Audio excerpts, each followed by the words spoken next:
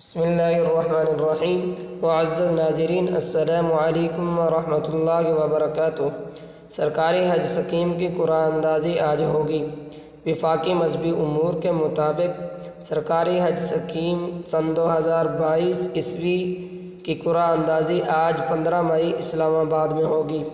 حج scheme کی قرآن اندازی کے مہمان خصوصی وفاقی وزیر برائے مواصلات مولانا اسد محمود اور وفاقی وزیر برائے ہاؤسنگ مولانا عبدالواسع ہوں گے۔ وفاقی مذہبی امور کے مطابق اب تک سرکاری سکیم کے تحت حج کے لیے 63,666 درخواستیں جمع ہو چکی ہیں۔